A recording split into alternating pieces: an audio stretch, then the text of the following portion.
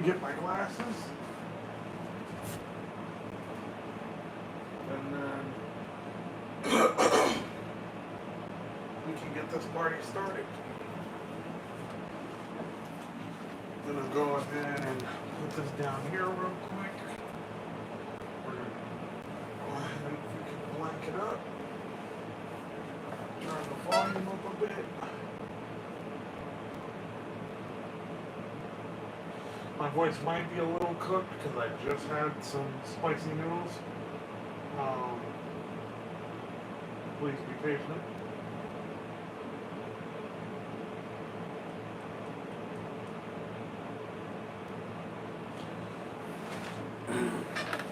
Actually, I think there's a better way for viewing. There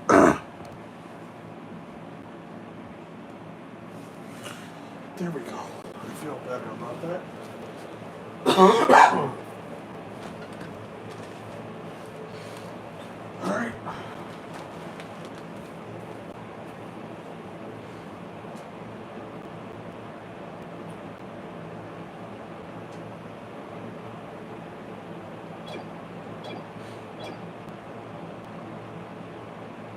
Let's do this.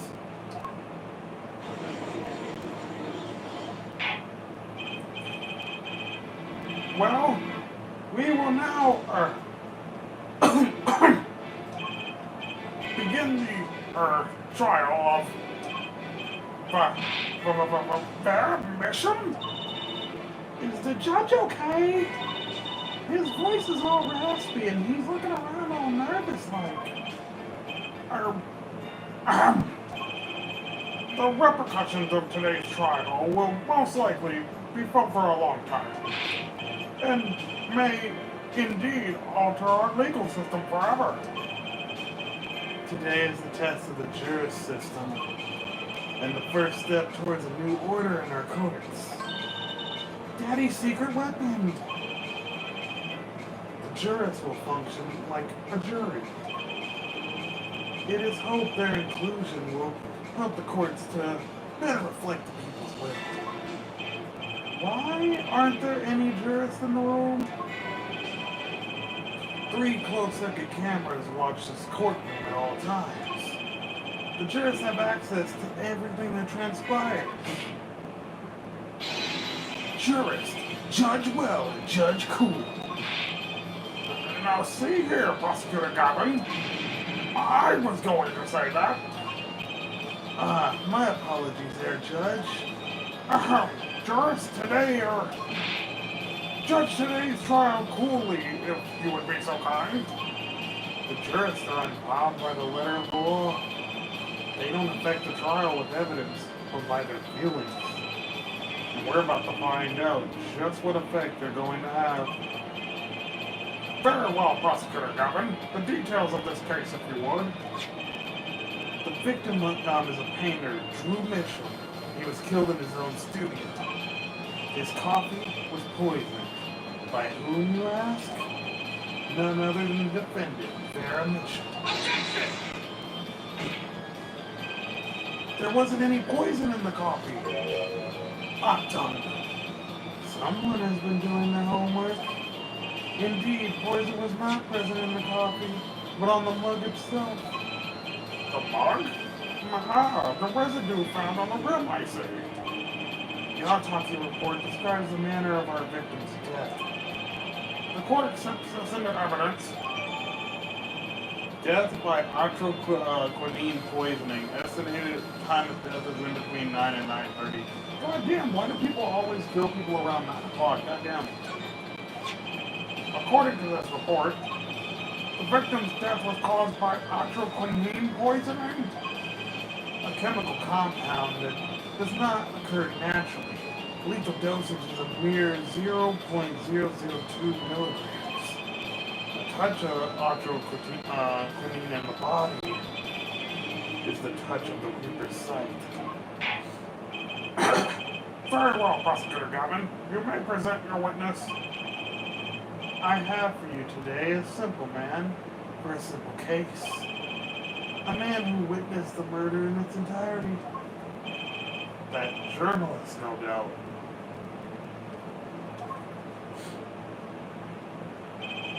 The witness will state his name and occupation. Ah, right. Well, for starters, my name is Spark Brushel. My job is a lone observer of the world. In other words, a freelance journalist, right? Hell, if you don't mind, I'd like to state something here for the record. Yes, Mr. Brushel? I dislike conclusions, specifically the aspect of jumping to conclusions. Preconceptions make park sandboxes of endless desert waste. End quote. But you are a journalist. You said so yourself yesterday. Well, that's true, yes. But you must understand, I stand before you here today, a man with a dream. I'm offering you my testimony in exchange for exclusive rights to the story. Scoop that turns Mr. Brushel into that Mr. Brushel. End quote. Let's hear your testimony then, shall we? Simple case, Kevin? For me, the jury is still out.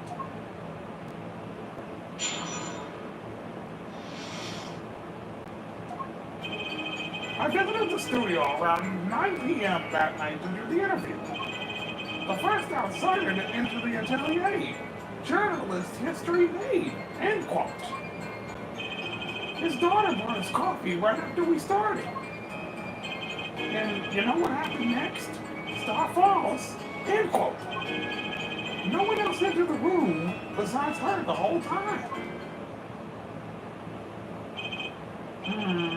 That does sound like a simple case. Unless you were the one who poisoned him. What are you saying, Judge? Need I remind you, the cameras are rolling today. I felt the need to be a bit dramatic. You didn't do it, did you? Me do something like that? Come on, that's like a newsmaker making the news. End quote. Or even contemporary witch hunt. End quote. I know. Wild accusation rocks courtroom. End quote. Rock indeed. Prosecutor Kevin sure looks like he's having fun. So happy for him. Very well. Mr. Justice, your cross-examination, please.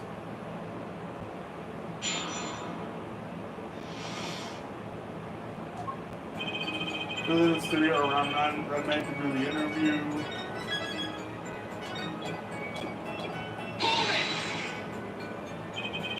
Nine at night? Isn't that a little late for an interview? If the great player Drew Mission says come at 9, believe you me, I go at 9. The first, as it turned out, last interview was such a prolific painter. Right. Can you tell us what it was like when you arrived? The first outsider to enter the atelier. Journals made history made. End quote.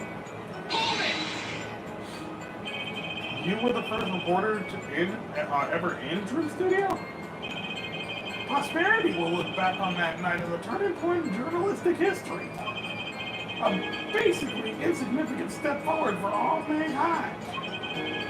But a giant step for that Brushel guy. End quote. If no one on the outside ever had access to the studio, then it would serve to reason that the deed was done by an insider. By which he means Vera did it.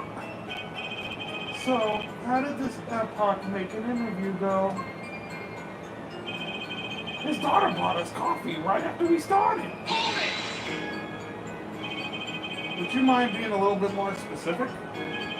Oh, let me tell you, I enjoy a couple. In fact, it all began when I was in 3rd grade. No, wait, no, that's not what I meant. I believe I know what Air Forehead is driving at. This coffee the victim was served. Did anyone other than the defendant touch it? Right, that. That's what I was gonna say, really. Well now, if you've got a question to ask, you'd best straight up ask it. That's what I tell all the new recruits, several times if necessary. Right for a grade schooler. That's my motto. Which isn't to say I could... Who touched the coffee, nigga? Damn. Don't know. I was in the back, looking at the studio's equipment when she served it. And what happened next? And you know what happened next? Star Falls. End quote. What's this about a star falling? Star Falls, huh? It's like an old telegram. Send money over. Zowie, you don't know? That's like a journalism code word. An important person passes away at Star Falls. Get it? But there's no gravity in space, is there? I wouldn't think stars could fall, really. Does this matter? Oh boy! This is good stuff, good stuff. How about star breaks? No, that's punch. I know, star dies. No, that's imagination. Of course, you could go with Drew dies straight to the point. I like it.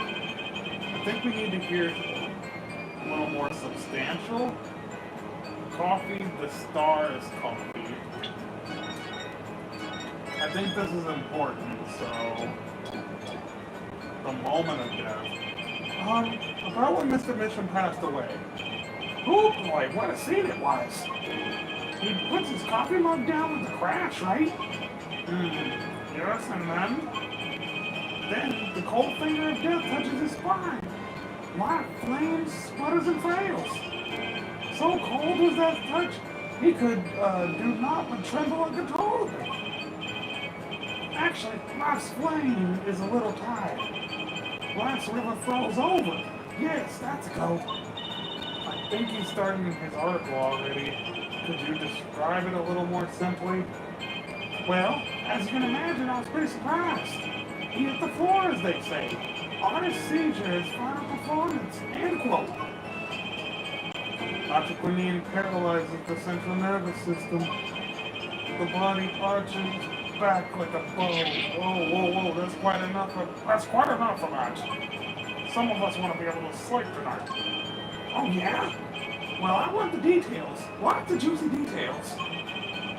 For that, you can listen to our last year's hit single, Dr. Quinine, My Love, by the Cavaliers, available on all major music outlets. The point here is that the victim died of Dr. Quinine poisoning. Well, Mr. Justice, how did you find that testimony? As an account of the moment of the victim's death, I'd say it's very important. Please add it to the testimony. Very well. The court requests the witness add this to his testimony. Those spasms. That was definitely death by poison.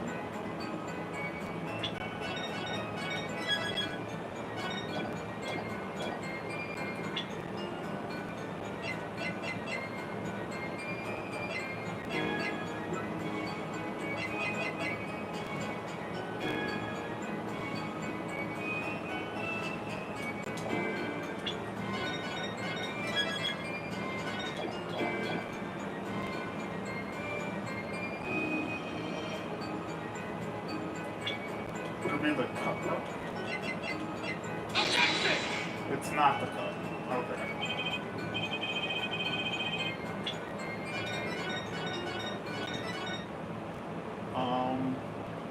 The blessing? You say it was definitely death by poison. How can you be so sure? Hey, look, I'm a journalist. I've seen a lot of things. And I've had more of my fair share of experience with so-called poisonings. Man eats fishy fish, goes bye-bye. End quote. Food poisoning doesn't count. Should I get him to talk about something else? The stars coffee? You say Mr. Mitchell had a coffee too. But did you actually see him drink the coffee? Of course! He who sees it wins, but he who says it wins bigger. End quote. I live in a man sees dog eat dog and what about it world yet. I guess I can't say I saw him drink it, really. He had one of the so-called sip, if that. Man puts lips to mud, drinks, end quote. The poison is quite virulent, I hear. My stomach did a so-called somersault since I gulped down that coffee without so much as a second glance. Wait, maybe something's there. Some kind of so-called trick. Anyone want to venture a glass for the record? Does this guy have a pause button? Well, Mr. Justice, did you find the testimony valuable? Victim drank his coffee, then immediately fell over. Oh, yes. You can go to the press with that one. Your Honor, this is a vital piece of information. Please add it to the testimony. Very well. The witness will add this to his testimony. Vital? Right. He had one sip, if that. The next moment, he was on the floor.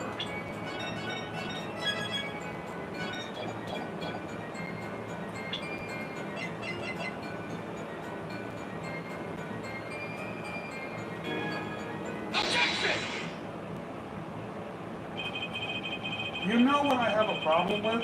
A particular property of the poison used, atroquinine. Oh? Prosecutor Gavin was quite clear about that poison. A lethal dosage of that paralyzes the central nervous system. If you drank that, even you, Mr. Justice, would be reduced to a equivalent pile. Why are you using me as an example, Judge? Unfortunately, we aren't told everything. There was a vital omission in Prosecutor Gavin's information. An omission? Atroquinine is as virulent as he says, but death doesn't come upon ingestion, not immediately. That's because atroquinine is a slow-acting poison. Slow-acting? What? According to one forensic scientist, it's one of the most virulent poisons, but it's absorbed into the body astonishingly slowly.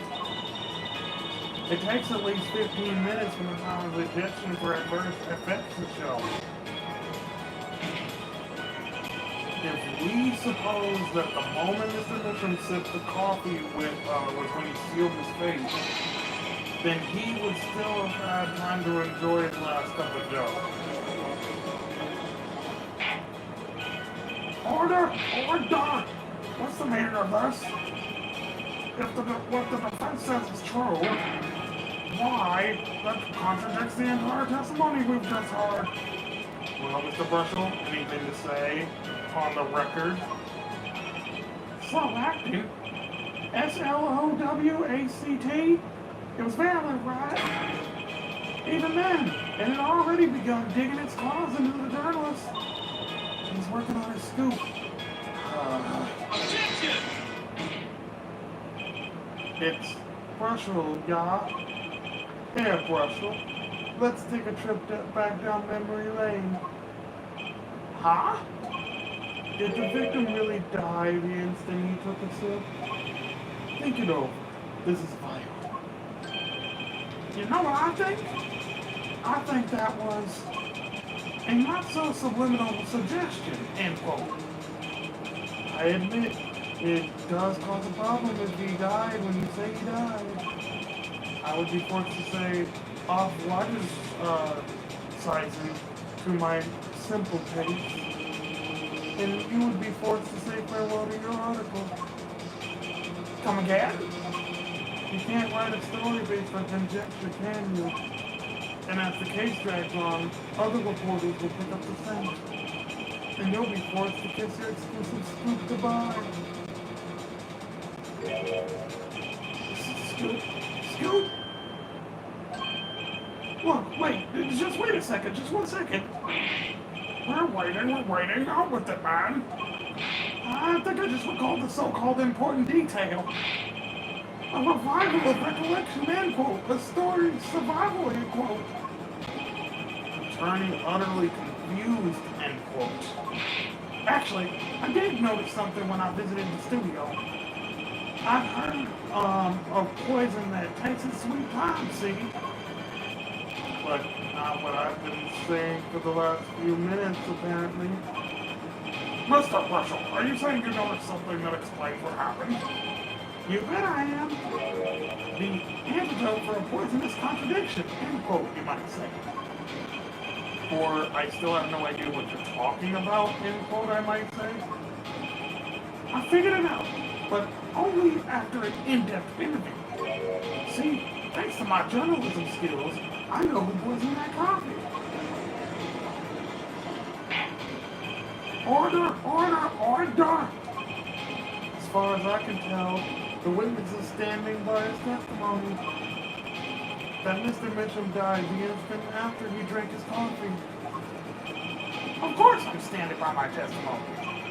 And my dream of exclusive rights to the story. I suppose it was too much to ask for hope. What was? Of course he wouldn't choose a simple case. Not him. Him? Phoenix Wright, who else? What? Ed Brushel, report for us, if you would. What is it that you noticed? This court is a critical trial of the jury system. I'm afraid no room for doubt is permissible. You will testify to the court about what you noticed.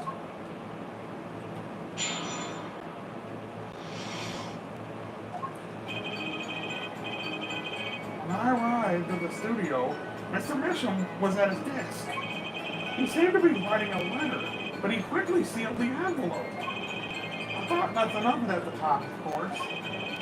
Now that I think about it, what if he was writing a suicide note?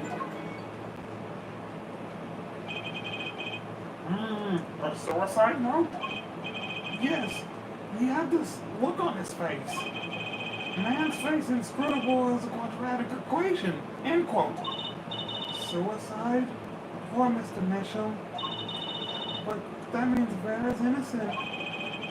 Would someone commit suicide in the middle of an interview? Oh. Very well, you may begin your cross-examination. It is raining outside. Holy hell, it's pouring. I could hear that through my window, dude. Goddamn. What Brushel noticed. When I arrived at the studio, Mr. Mitchell was at his desk. Was there anyone at the studio other than Mr. Mitchell? Well, his daughter Vera, of course. Was anyone besides those two present? Not a single one. Not a cat, not a rat, not even a mouse. The only person who didn't belong to that studio there was you, wasn't it, Mr. Brushel? I know what you're doing. I know you're gay. Attorney is a classic. Oh, I've never heard of that before. Ramsden phenomenon ploy, end quote. If you intend to suggest that this reporter is a suspect, I'm sure you also intend to present evidence supporting that assertion, correct? In the meantime, let's move along, shall we? He seemed to have been writing a letter, but he quickly sealed the envelope. So he put the letter away when he saw you? Early reporter gets the worm, end quote. That's my secret. I'm not sure I follow. It's the night of the interview. I arrived 15 minutes ahead of schedule. The handle turns, the door opens, and I barge in. Are you sure that's okay to do? I mean, isn't that unlawful entry, really? Mr. Mitchum seemed sure to think so. You should have seen him. He crammed his letter into that yellow envelope as fast as he could. Yellow envelope?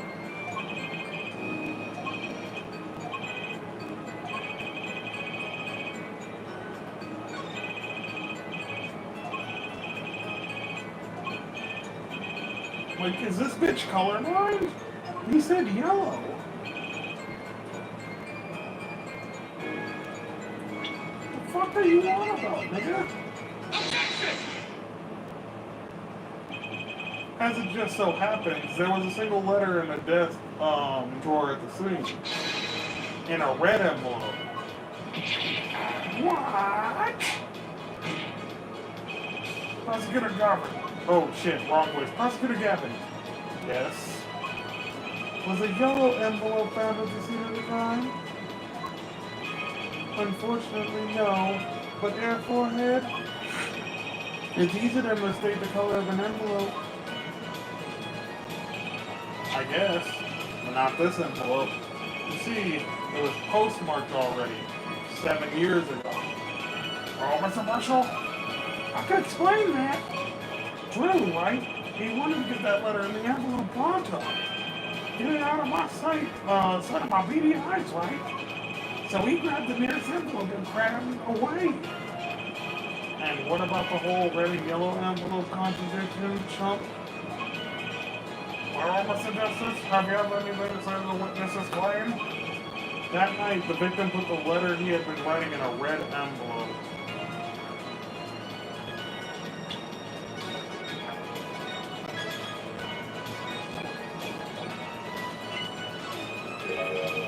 That's impossible.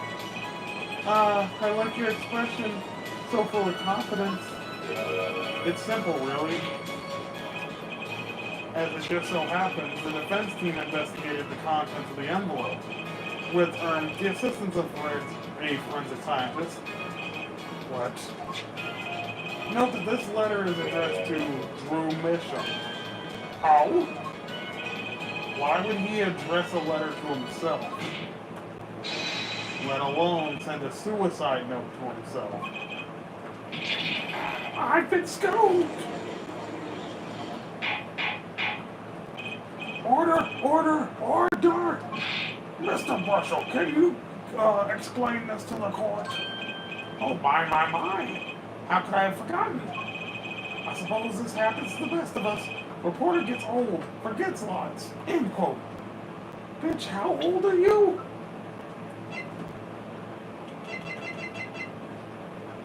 Oh, fuck, he's 36. Okay.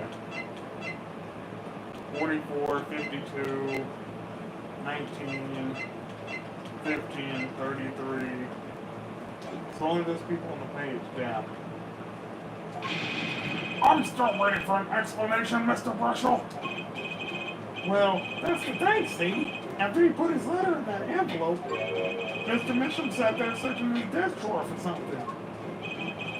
His desk drawer? Yes, a stamp, a so-called postage stamp. End quote. A stamp? Whatever for? Well, to mail his letter, what else? And then, why yes, I think I saw him put the letter in the box. Yes, it was a yellow envelope, and he put it in that box. Well, apparently this yellow letter has nothing to do with the case. Oh, how I wish it did. Just think, if that were a suicide note, what a story. Star writes suicide note in front of a reporter. False. End quote. As I was saying, it has nothing to do with this case. That's sad. Yes, Your Honor. It makes me wonder about the contents of the red envelope.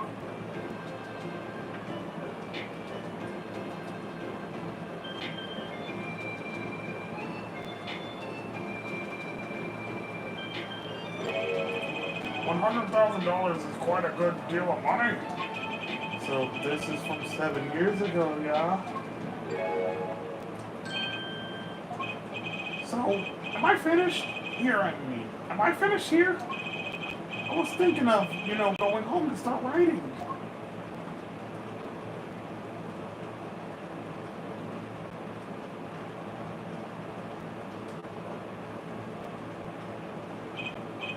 I hate to state what should be pretty obvious to anyone, but when you catch the scent of a story, you make that rather unique face. Come on! Attorney has active imagination, little else. End quote. Even I noticed something and my eyes aren't what they used to be. I'm starting to understand what all this perceiving stuff is about. Judge has active imagination. End quote. Please, continue with your testimony. Tell us about the scent of a story. Hey, I'm the one asking the questions here. Usually.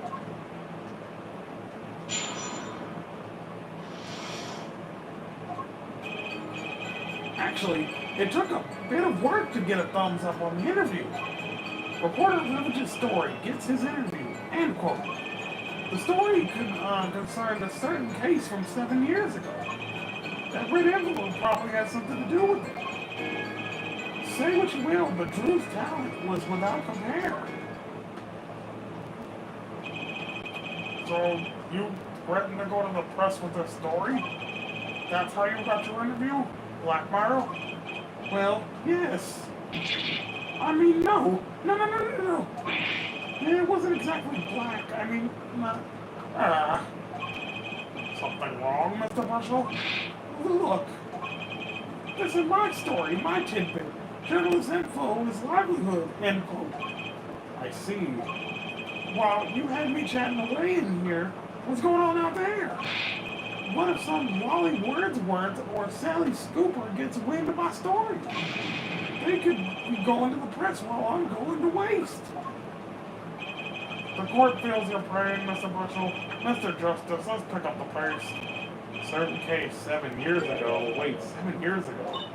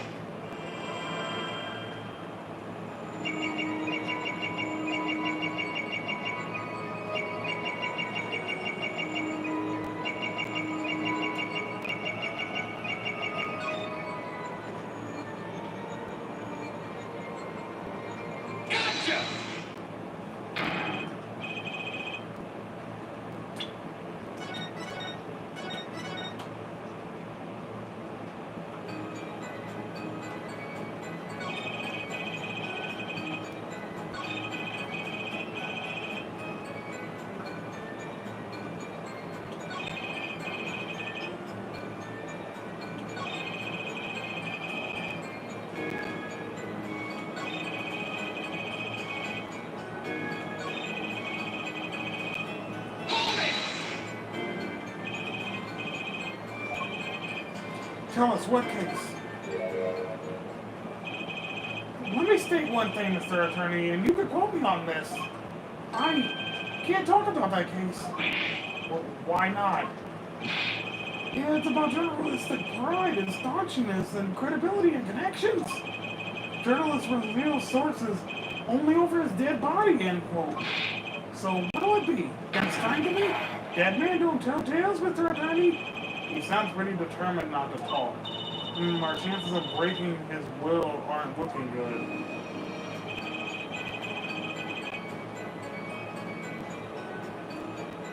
Oh boy. Well, this dude's surely a fucking weird pickle.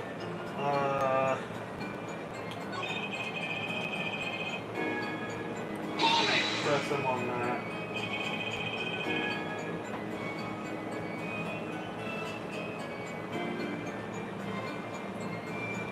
Just how amazing was Mr. Misham's talent? Huh? Holy boy, I mean, hey, he's a star, man. I'm a star. The flow of his brush is like a great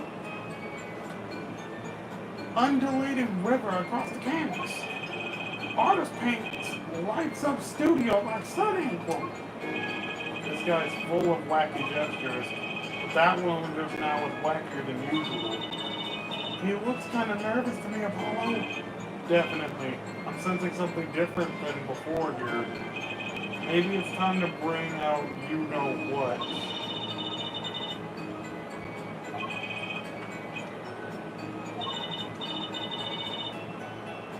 I'm assuming I have to present the red envelope.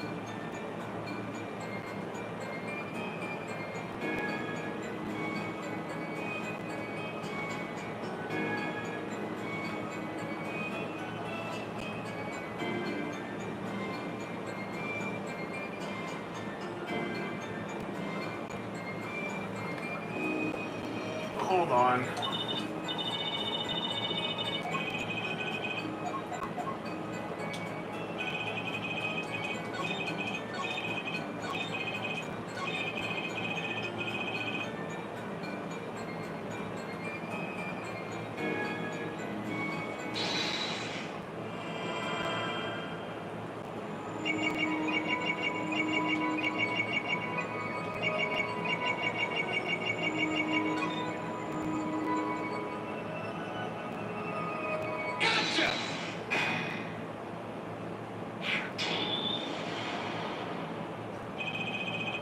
Sweat much, Mr. Brushel?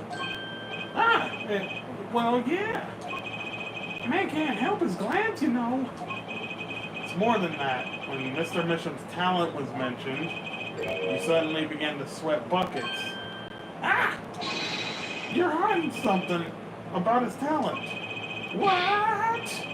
That's ridiculous. Evidence time. Let's show where Mr. Mission's true talent lay. It just so happens I have an evidence showing the talent mentioned in that letter.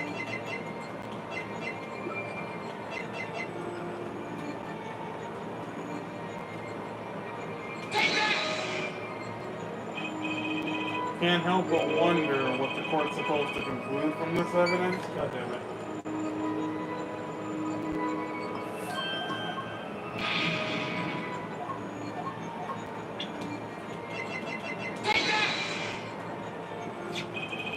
This painting was found in Mr. Misham's studio. There are two problems with this painting. The first is it wasn't painted by Mr. Misham. The second is that there was another painting in the studio, which looked exactly like this one, except it was only half done. Then we have the letter discussing a payment of $100,000, which suggests a certain business operation. The business of making forgeries. Oh!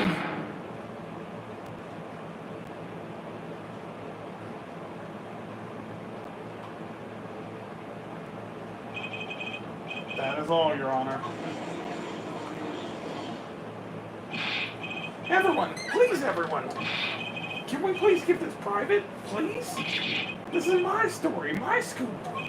Forgery? That's a serious crime. The Misham is known as an artist these days.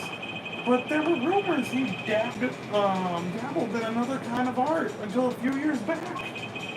Another art meaning forgery? The Misham was talented, alright. Talented at making precise, detailed fakes. A fact that certain criminal elements were quick to discover. Criminal elements? What? You can't seriously be talking about... Exactly. I'm talking about forging evidence. The rumors started circulating 7 years ago. 7 years ago? So, are we to understand that this letter, this payment of $100,000 was for... Exactly. Forged evidence nets tidy profit, end quote. Order! Order! Order! Why, it's like our victim was living a double life. Aha! This is my chance. So the victim had ties to the criminal world, right? He could have had plenty of enemies we know nothing about. This is my first time hearing of this criminal world. We certainly found no criminal connections when we conducted our investigation.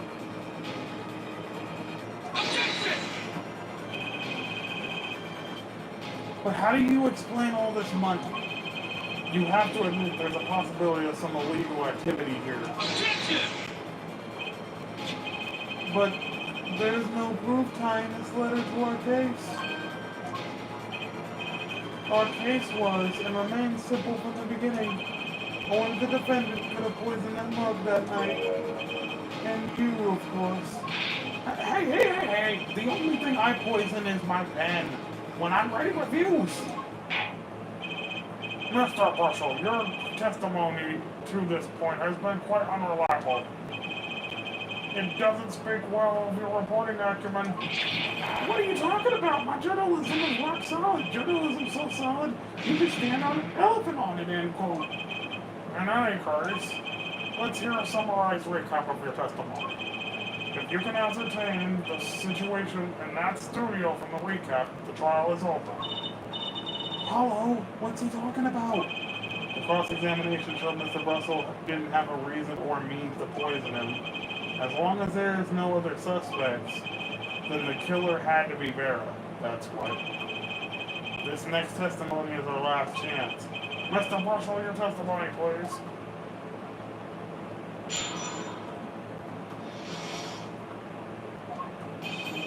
The only other person in the studio that night was the defendant. It was Vera who poured the coffee. She admitted as much herself. The only thing that touched Drew's lip during the interview was that mug. And nothing left that studio after he died. Nothing. Clearly, the only one who could have poisoned him was his daughter.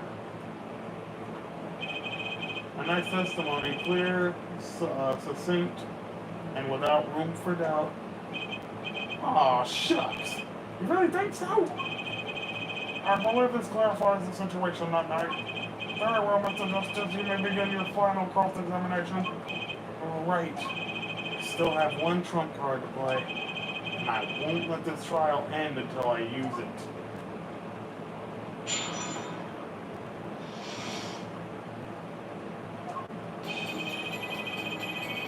Only other person in that studio that night was...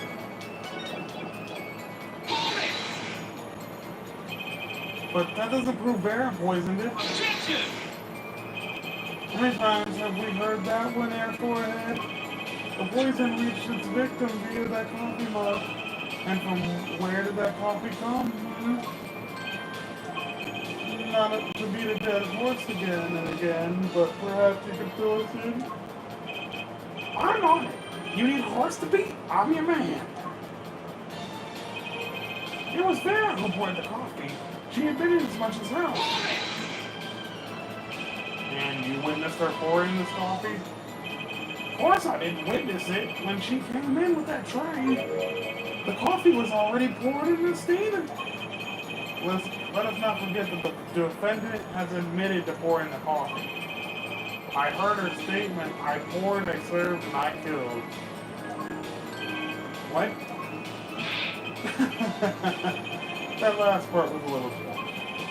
I don't think I'm going to get anywhere with this coffee mug. I need to find another weak spot in this case. The only thing that touched Dr. Drew's lips during that interview was that mug. You're sure about that? Well, to be really, really precise, I was busy gobbling mint candies the whole time. One of those candies might have been poison.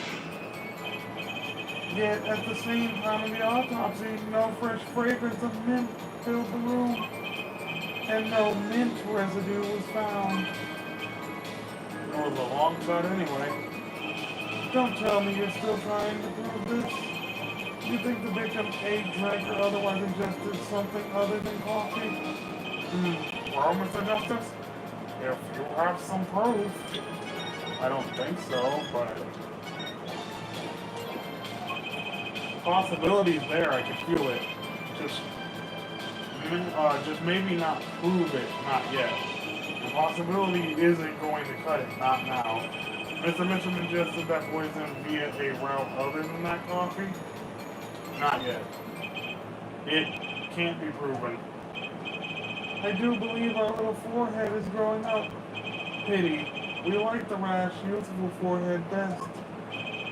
Another hole in this case that needs plugging before I can prove anything. But first things first, I'd better uncover a weak spot before I try to strike again. On with the cross-examination. Nothing left the studio after he died. Not one thing, you're sure? Yep, sure as can be. Well, with one exception. One exception? What? Journalistic spark Russell does interview will leave studio, end quote.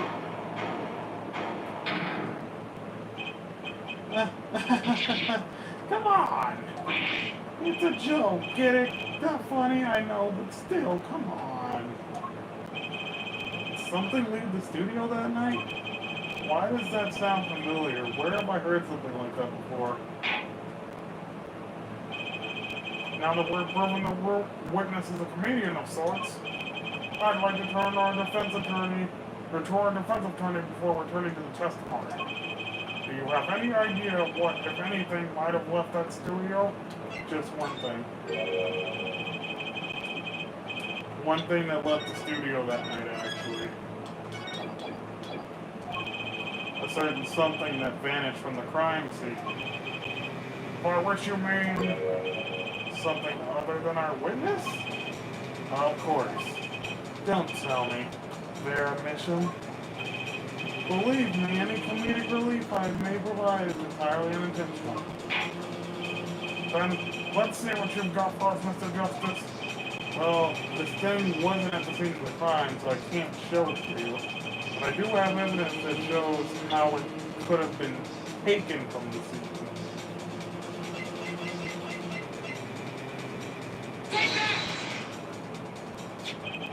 This is the only link between that studio and the outside world. A letterbox? What did Mr. Brushell just tell us? When he entered the studio on the night of the murder, the victim had just finished writing a letter. Yeah, I said that, and yeah, it was true. Furthermore, he went on to tell us that he put the letter in a yellow envelope and put it in the letterbox. Ah! But that very same letterbox is empty. In other words, that night, the yellow envelope disappeared. Yes, intriguing. So an envelope has disappeared from the scene of the crime. Of course, this changes nothing. Huh? You have a point, Mr. Justice. What we're trying to figure out here is how the poison got into Mr. Mitchell. Is it really important that this envelope that the witness says he saw disappear? Well, if it did disappear, then something did leave the studio that night. That seems very important to me. Very well then, the witness will add this to his testimony. You got it. I still think this fails to change anything here for Ed. I wouldn't be so sure. A letter disappeared from the crime scene that night. This is exactly the opening I've been looking for.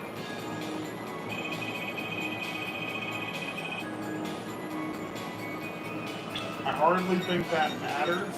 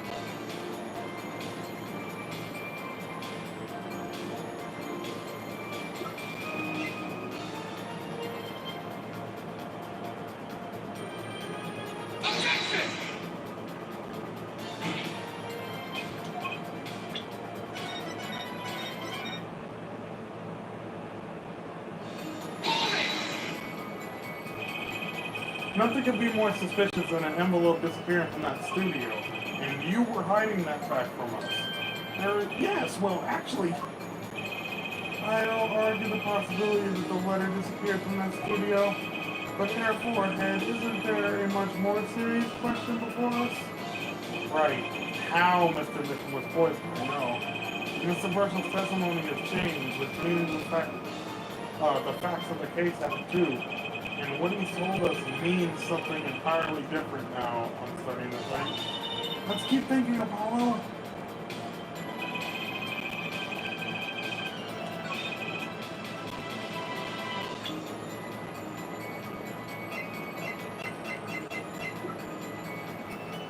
Oh boy.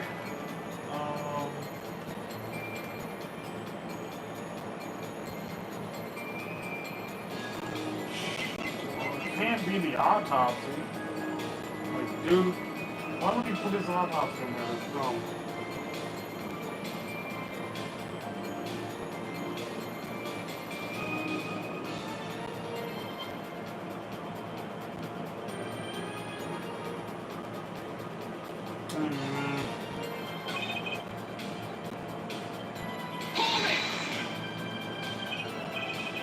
You sure about that? Well, to be really precise, I was gobbling down my mint candies. Objection!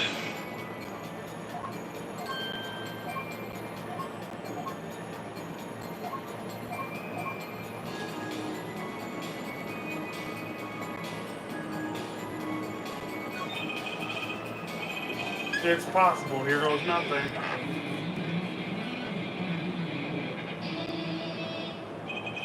You do understand what we need, Ja?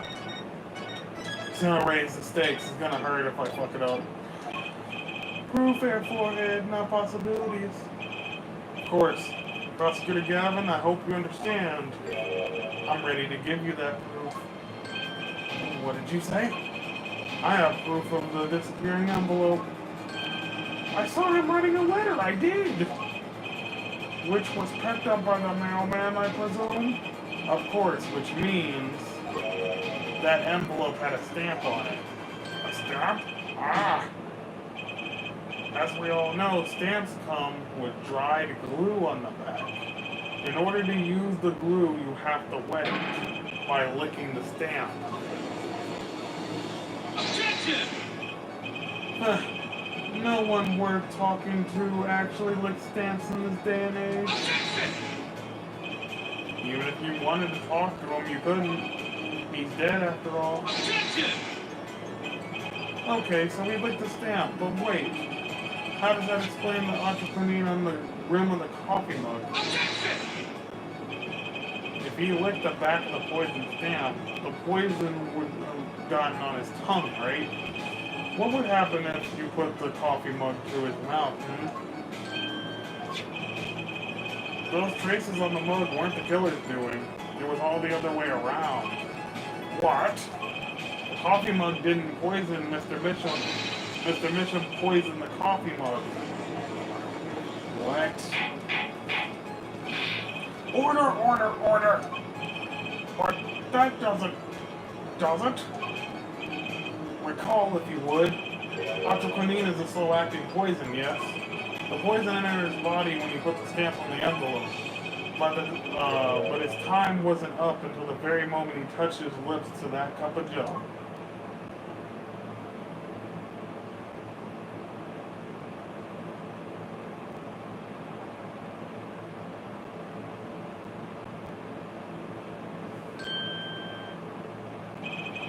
Do I have something to add, Mr. Bushel? Uh-oh, his nose is picking up another scent. As I believe I mentioned earlier. Well, that's the thing, see? After he put his letter in that envelope, Mr. Mitchell sat there searching his desk for something. Yes, a stamp. A so-called postage stamp. End quote. But you know, I don't seem to remember him ever finding one. Maybe he just run out? Incidentally, we searched the desk drawer at the scene of the crime. There were no stamps. Not a single one. What? That does pose a problem. How will you prove that the stamp was coated with poison? Actually, I'm glad no other stamps were found. It makes proving the stamp he used was poison possible. Good show, Air Forehead. You can't even prove there was a stamp at the scene in the first place. Well, let's hear what the defense has to say anyway. Where's your evidence that proves the existence of this poison stamp? That's in the space of a stamp, isn't it?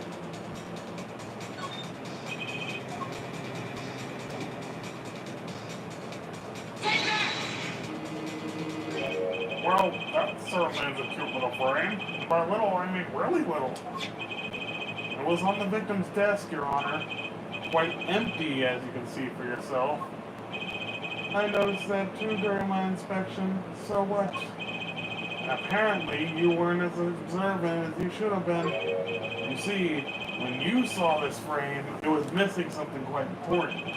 Missing something? Yes, a pale bluish stain on the inside of the frame. Oxyquinine residue. What? Why wasn't I told about this? The frame is only 2 inches square, and the face of the frame is even smaller. Maybe an inch wide at most. You aren't saying... Oh, but I am. Tell me, what fits in such a small frame? A commemorative stamp, perhaps? Order! Order! Order! The poison stamp was in this frame? Impossible. Prosecutor Gavin? Why would he put something like that on his desk? Don't tell me he had it. Suicide. If the mood struck. You know, can I say something? I had a thought, see? What, Mr. Russell? And please stop jittering around like that.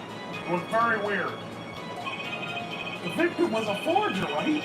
There was a lot of money in that line of work. Forger forges friends. Makes enemies too, end quote. So the poison stamp might have been a murder weapon aimed at him. Objection!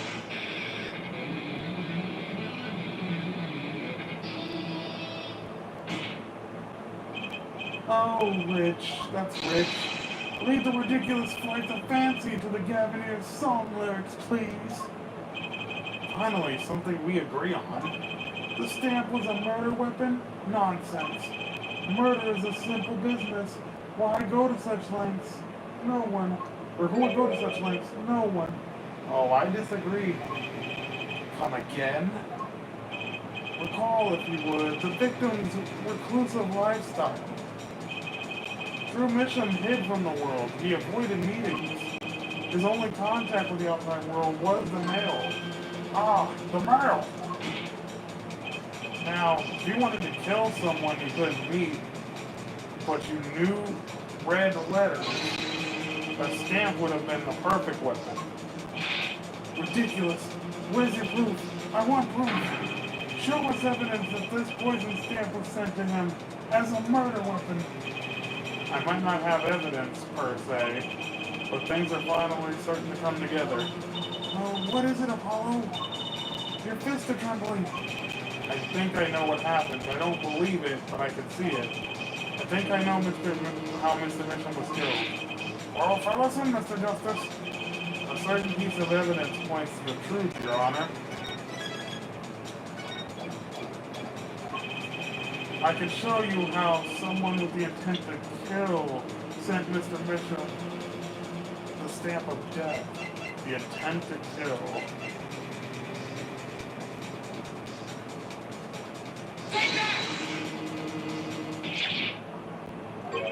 I'm not sure it's entirely clear to me what this proves, Mr. Justice. Huh? God damn it. I want so bad to use that. Okay, let's try it again. With intent to kill.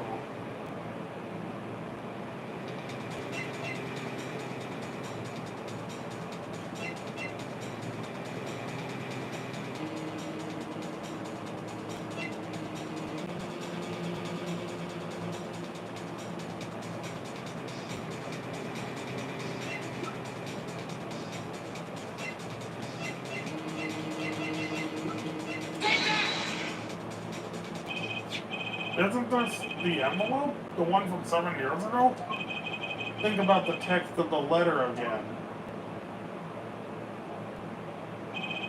There were 2 pages in the envelope. This is page 1. And this is page 2. I want to draw your attention to one phrase in particular. Send it in an enclosed envelope with the enclosed stamp within 3 days. The enclosed stamp, Your Honor. Ah! In other words, if I have this straight, the stamp, poison, on the stamp, lick, lick, gasp, end quote. Now, what if he had done exactly as the letter asked? He would sign the document, put it in an envelope, put the stamp on it, and he would put it in the letterbox. 15 minutes wouldn't have elapsed between affixing the stamp and mailing the letter. But the clock started ticking, and when the time came, he drew his last breath, no pun intended. And the murder weapon would be taken away from the scene. Quite conveniently, thanks to the postal system.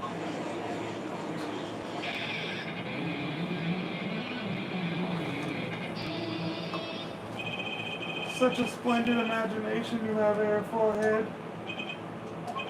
Let me confirm one thing with you, if I might. So, this poison stamp was inside this envelope from 7 years ago, yeah? Is that what you'd have us believe? Really? Well, it is a little bit of a stretch, but there's a possibility. Yes, a very small possibility. How small, I wonder? Poison stamp in this envelope? A stamp that became the murder weapon? How do you intend to prove this seeming coincidence? Well, it was from 7 years ago, and we don't even know who sent that letter. And your answer is silence, I see. Very well, I move to... It's not nice to pick on the Fraulein, Clavier. Christoph? Oh shit, that scared me for a second. What the fuck are you doing here, bro? Emma. Well, like my Christoph Gavin impression? Did I sound like him? Don't quit your day job. Don't you have a crime scene to be looking after, Fraulein detective? Someone had to come dig you all out of the mess you're making of this case. Mess? You know, none of this would have happened if you just trusted in science a little more. You can find out if that stamp was in the envelope easy. Care to explain yourself, Fraulein detective? Glare at me all you want, but science is on my side. It's all in the residue, right? That's right. The poison detectives play. Produce the red envelope at once. You can open it on the authority of the court.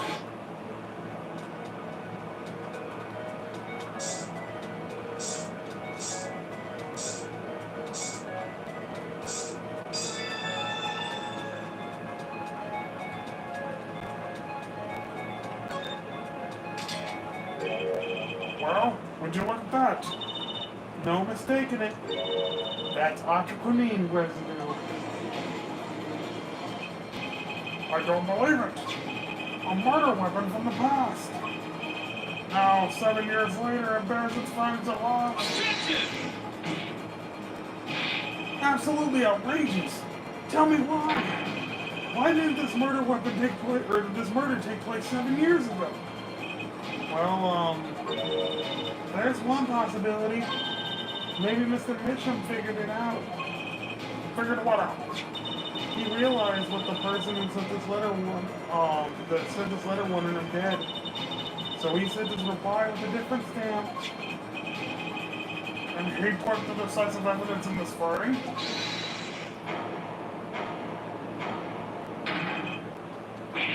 Ah, you're still here? Can I make a statement here on the record? Spark raised a toothbrush will claim this scoop as mine. Drew Mitchum killed in cold blood. by sender of 7-year-old letter, end quote. No, maybe something more succinct. Star falls after 7-year delay, end quote. It's fucking asshole, bro. Order! I see no room for further argument here. Though I admit, this is all coming as quite a shock. To think the murder weapon reached his mouth after 7 years. Stamp his ticket straight to the afterlife, end quote. Uh-oh. I think the weakness is a bad influence on our judge. I see no need for further debate on this matter. The sender of that letter 7 years ago can hardly have been our defendant. Hello? I think we just won. Very well. This court finds the defendant. Hold on a minute.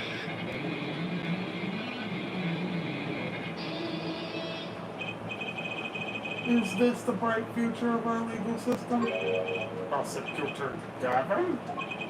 A ticket to the afterlife from 7 years ago? Tickets to the Gavinier show are invalid after 2 weeks. But it doesn't make sense any other way. It boggles my mind that so many people haven't noticed this. There's a fatal contradiction in Air Forehead's claim. Contradiction? Poison stamp was placed in this envelope 7 years ago, whereas it was framed up till now. If that's the case, then why would Drew have done what he did? Emma explained that. He must have realized it was poison. Therein lies the rub. 7 years ago, the forger Drew Mission sent the trap and put the stamp in the frame.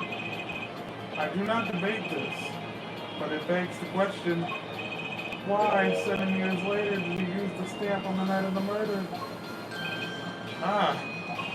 Surely you don't mean to suggest Mr. Mitchum simply forgot. He put the murder weapon in a frame on his desk for 7 years and forgot. You expect us to believe he's framed the trap on himself?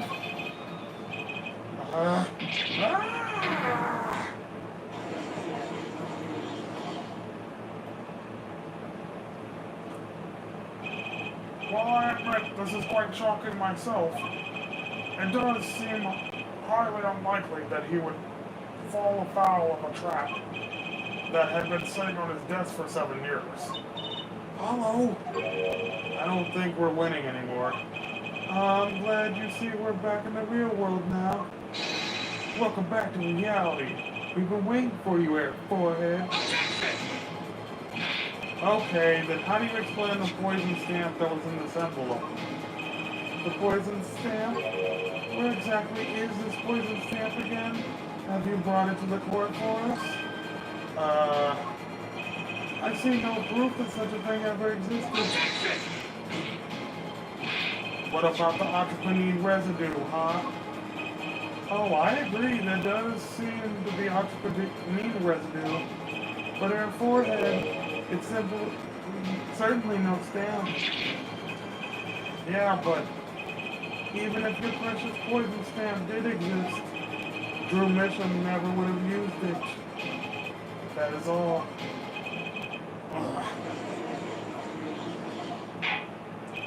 I believe we've come to a conclusion. Again. Hello? Were we wrong the whole time? I can't believe it. The poison trace matches up. It can't be coincidence. I'd like to bring some closure to this issue sometime this year. Mr. Justice? Yes, Your Honor? Let's review the facts, see where we stand. 7 years ago, Drew Mission received a red envelope. There were traces of the poison atropine on the document inside the envelope. Similar traces also found at the crime scene. On this tiny picture frame, the defense has indicated that the possibility of a yellow envelope, the envelope that left the scene of the crime with the poison stamp on it. Yes, but even if this envelope contained a poison stamp, and Drew Mission, knowing this, put it in the frame, he never would have used that. I'm afraid you're right, which means there's a fatal flaw in the defense's case. I haven't been on the wrong track this whole time, I'm sure of it.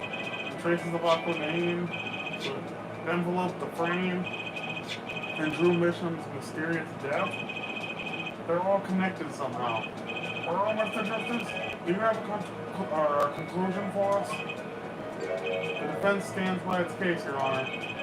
We've seen that the logical outcome of the evidence makes no sense, which means that one of our clues must be fake. Ah, fake clue? Fascinating. And if we find this fake, your wild fantasies will prove quite reasonable, y'all. Fake clue that's thrown us off the poisoned trail is none other than...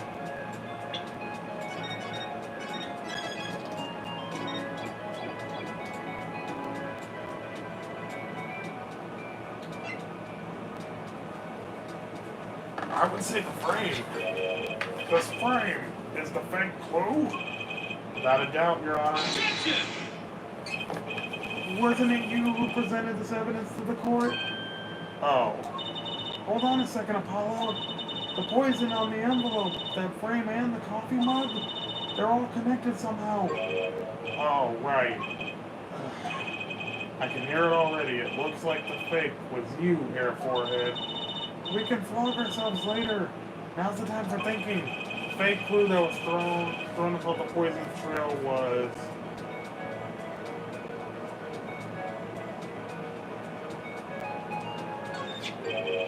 The red envelope is a fake?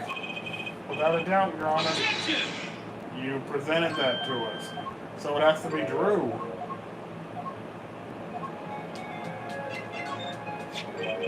The victim was a fake clue? I'm afraid I don't understand her. I'll explain. We have an envelope, a frame, and a mug linked to the poison. That all makes sense. What doesn't make sense is the victim himself. Objection! Congratulations, you've completely lost me. So the fake evidence is none other than the master of fake himself, the forger? It makes it for a good story, I'll give you that. Fake clue. Fakes. Forgeries.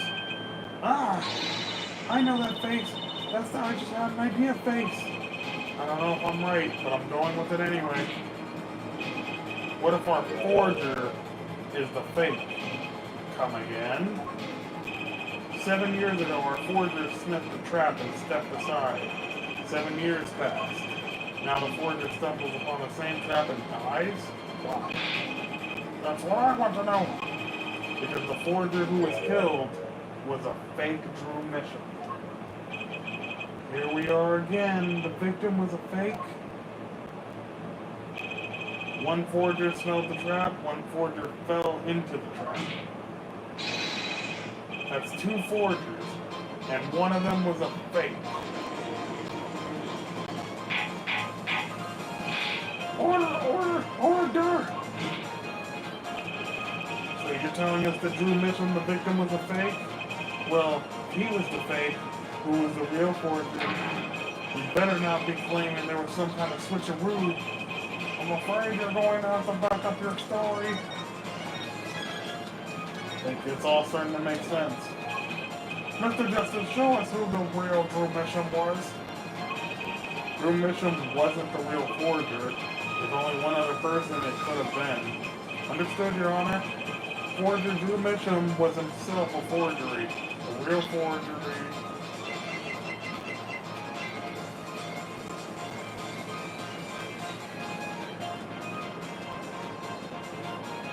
The real forger?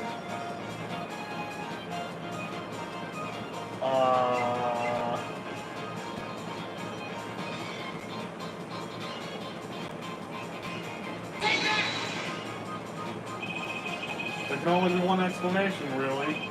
The real identity of the forger known as Drew Mitchell is none other than his only daughter, Vera Mitchell.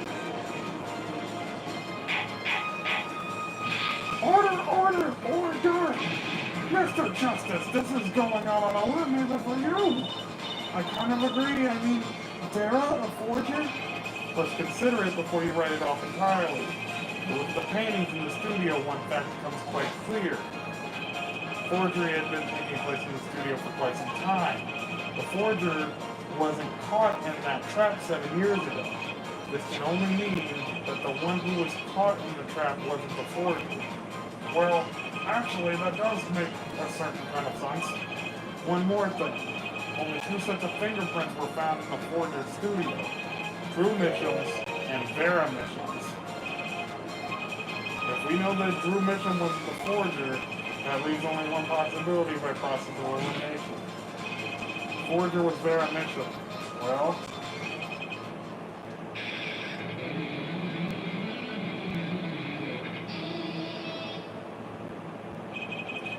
fascinating.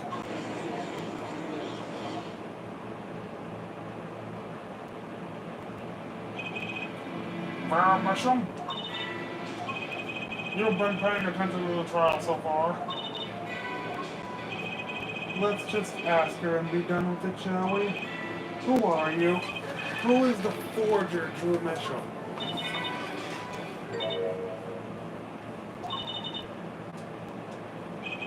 Was that an expression of emotion I saw on her face? She's staring holes in the prosecutor Gavin's face. I'm used to being stared at by Frauleins, believe me. Though they usually talk to me too. Tell us, were you the one who forged those works of art?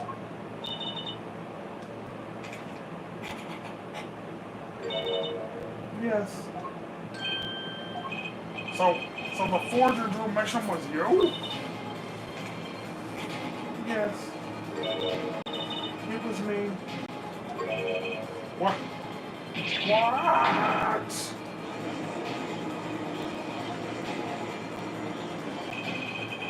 The court was in an uproar and it wasn't coming down.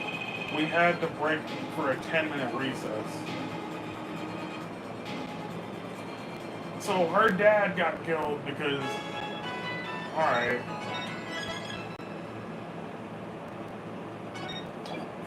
What the fuck? Please hold on a minute. I have to hydrate before I hydrate.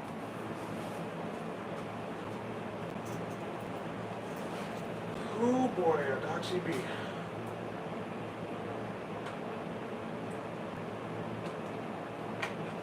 That is good water. Okay. Whew.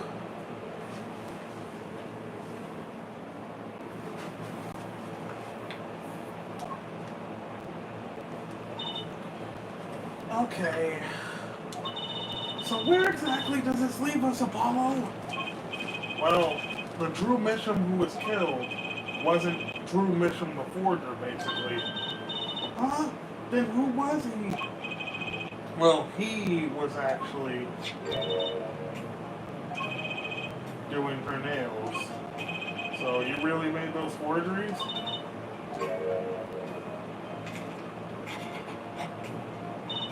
Yes, for father. I know, it was wrong. Could you tell us how it happened? My father was a painter. I loved paintings ever since I was a child. One day, father saw it in me. He saw that I had the talent. The talent for making forgeries? How should I say it? It was not only paintings I made. Given the materials, I can make anything. Anything? Father was so proud, and I so happy. But in the end, I was making those forgeries. I've never had a good constitution nor personality. I know very little of the world outside my door. Now, because of me, Father is... Do you know about this red envelope? I remember that envelope. It was some time ago. So, you really were you were already creating your works back then? I started when I was only 12 years old, so 7 years ago. So the only one who figured out the stamp was poisoned. That was... Mr. Justice, it's time. To the courtroom now, please. We're right out of time. Wait, Vera, just one more thing, please. Those 3 paintings in the studio. I painted those as a part of my work. Right, see, we checked them out and we saw what was underneath. We saw the rough sketches underneath the 3 finished paintings. I see. Mr. Justice? Yes?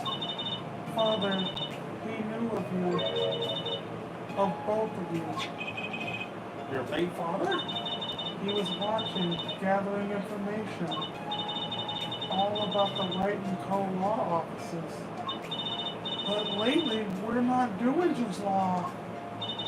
Yes, you do tricks, gags to amuse and play piano.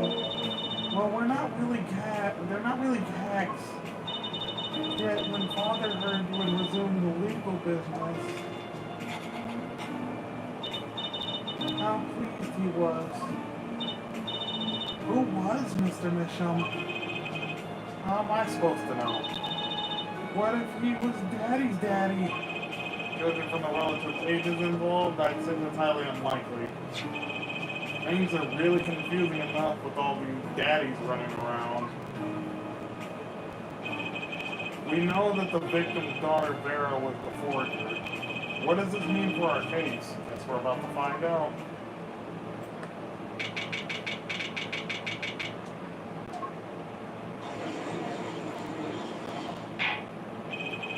Court is now back in session. Vera seems pretty tense.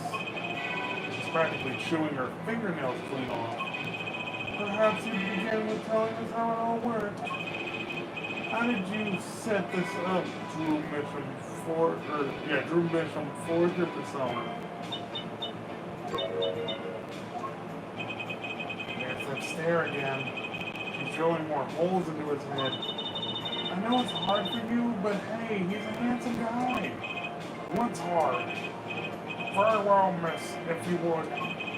Did you really make those detestable forgeries? Perhaps you'd rather answer my question? Were you the one who painted that painting, the remarkably similar one? Yes. I painted it, yes. Father praised me quite highly for it. So, she was the one who made the forgeries? Yet she did not wish to reveal the truth of their operation. So the victim was a stand-in, a decoy. To the world at large, he was the forger, not her. I've done a bad thing. I have, haven't I?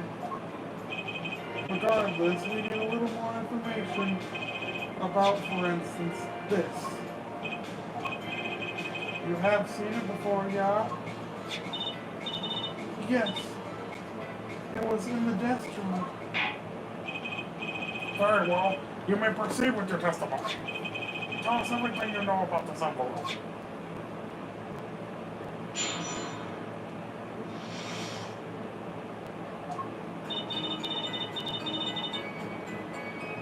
I created things and Father sold them. This envelope came after my first work. That was other than a painting. Father handled the deal. All of it. I received the stamp that was in the envelope. It was after that job that we moved to the current studio.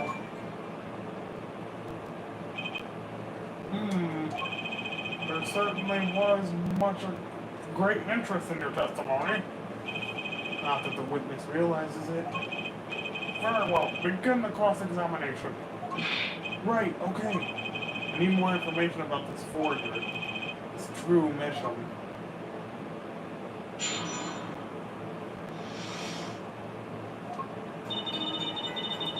Ooh, because we went on a recess, it actually gave me my thing back.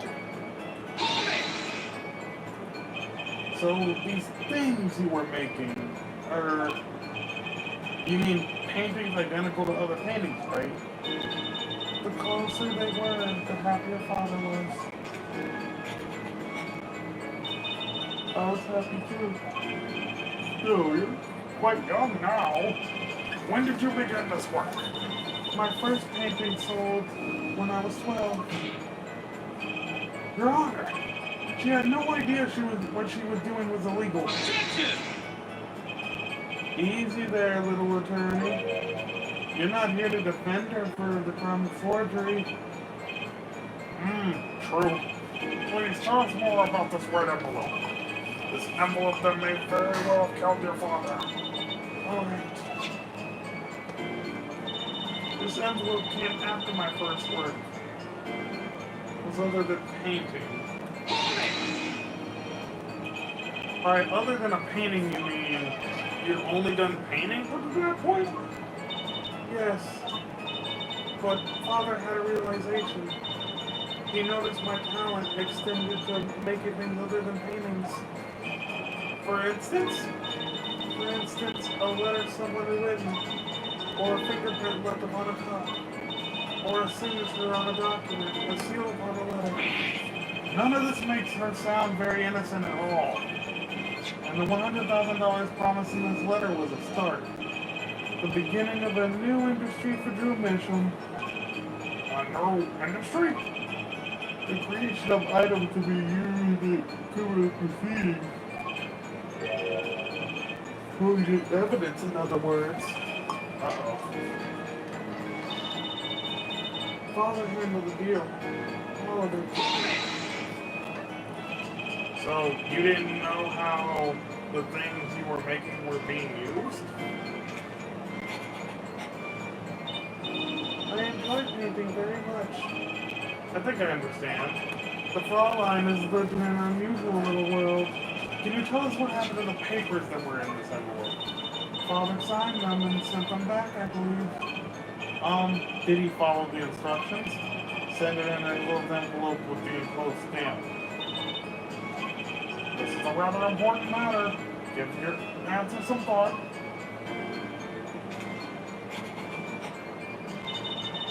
I received the stamp that was in the envelope.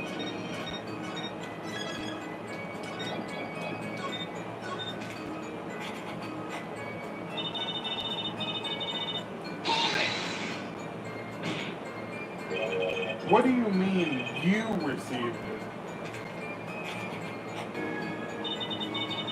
Did I do something wrong? You didn't use that stamp because it was dangerous, correct? Deadly poison on the back, octopus. Objection! A moment, Air Forehead. You can't force an answer upon the witness. Now then, perhaps you would tell me, Fraulein Vera? Why did you receive the stamp? Is something wrong? It was beautiful. She keeps reacting to him as if she's seen someone that looks like him. And she's terrified of him. And I'm sitting here like, well, Kristoff popped up earlier, so maybe it was him. Ah, you mean one of those commemorative stamps? Happy? Yes, I think it was. So, you didn't know about the poison?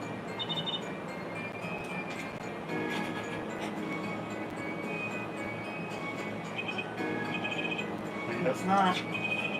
So the trap failed by chance, by mistake. Thanks to this commemorative stamp. Quite the close call. It was after that job that we moved to our current studio. You mean you moved to where the current studio is? Yes, we saw very few people there. I began drawing picture books. This single job has tied them to the criminal underworld. I think Mr. Mitchum wished to reduce their visibility in the world at large. And he had to meet someone for some reason. Father posed a creator of the work. Posed as the creator of the work.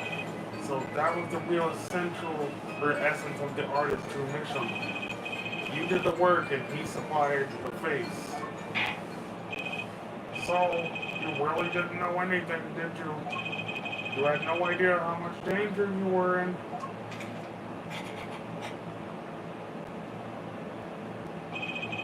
Apparently not. About this commemorative stamp. Could you tell us a bit more about it? It was very pretty, and more than that, Yes? there was a picture of people I liked at the time.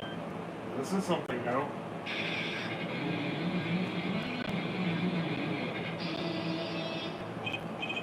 Apparently, we've got some cross-examination yet ahead of us. If you'd be so kind as to continue your testimony, Fraulein.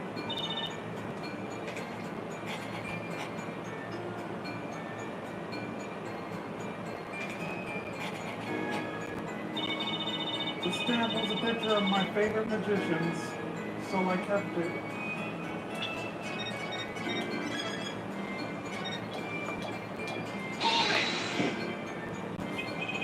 Magicians.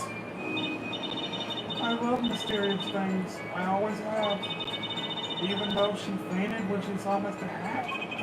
You're confusing mysterious with freaky. Father took me when I was very young.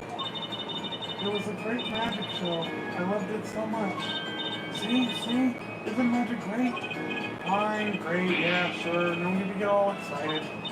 But the magic troupe we saw disbanded soon after. I was quite sad. Did she just say what I think she just said?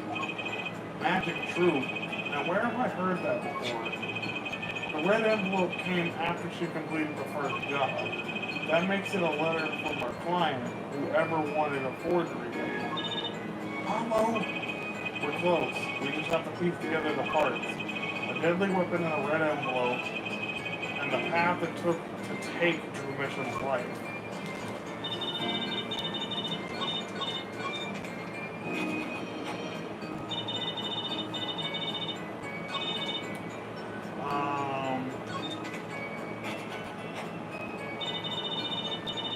I don't think we presented that, right?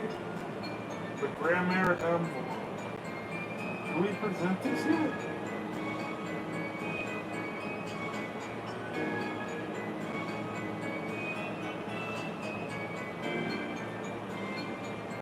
I'm really wondering, do we present this yet? I don't think so.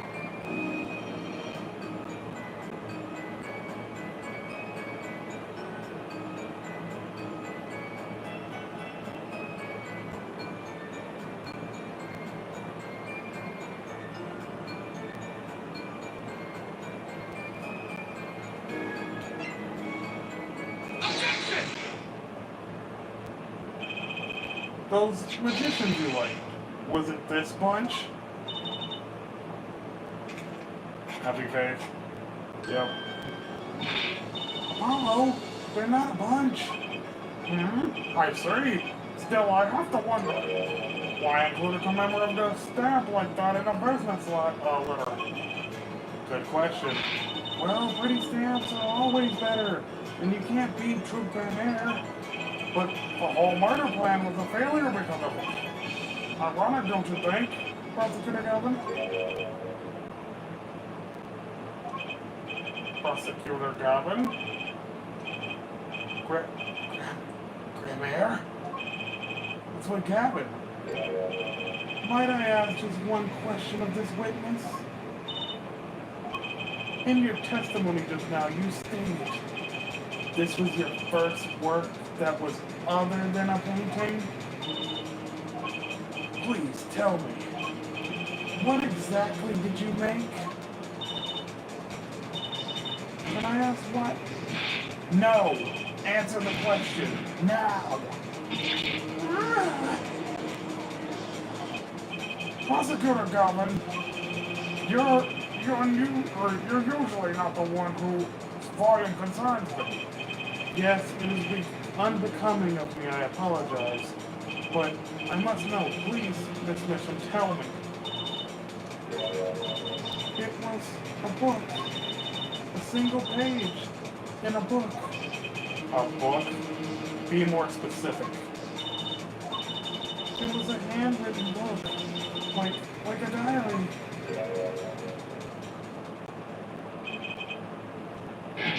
No! I don't... No!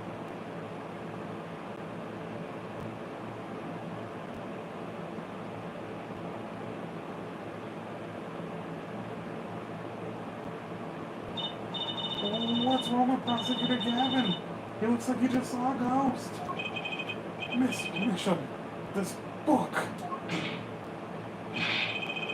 Was there a picture of a silk hat on the back cover? Yes or no? How did you know? Prosecutor Gavin, the defense is answering all of your questions. The defendant's answering all of your questions. Stop badgering her. He's told you nothing, has he? Your soil-sullied mentor? Nothing? Sullied who? Phoenix Wright, who else? Daddy? He never told you about the trial 7 years ago? About how he came to lose his attorney's badge. There was a certain piece of evidence that decided his fate, you know. A certain diary. On the back, it bore the mark of a silk hat. What? Phoenix Wright tossed out of professions like false evidence? And the forger who made that evidence. Is this girl standing right in front of me? Vera, you must tell us. The evidence that you used in the trial 7 years ago. Who asked Drew Mitchum, you, to forge that evidence? For all our sakes, who was it?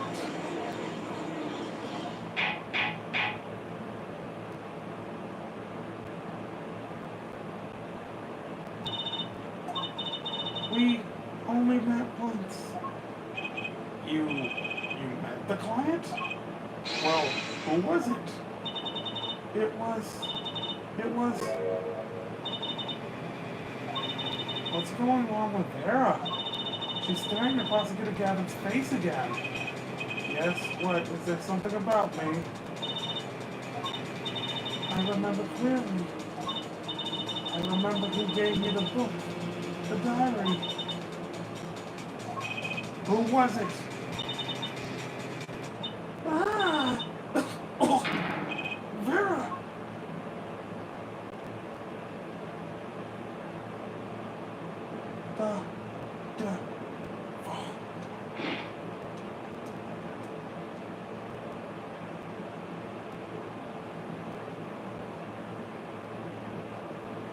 Defendant Vera Mitchum, condition unconscious.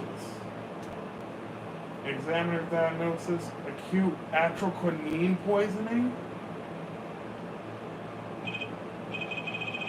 This ends the recording of the trial for the murder of Drew Mitchum. Vera Mitchum was, during this trial, poisoned by an unknown assailant. The dosage was just under the lethal amount, sparing her life. She's currently in intensive care and is not to be disturbed for any reason. A very simple case, at first glance, until it finally began to show its true colors. The long road to the truth takes us to the record of another trial. In some ways, that was the starting point of it all. And that is where we must go. Aww. To find the whole truth.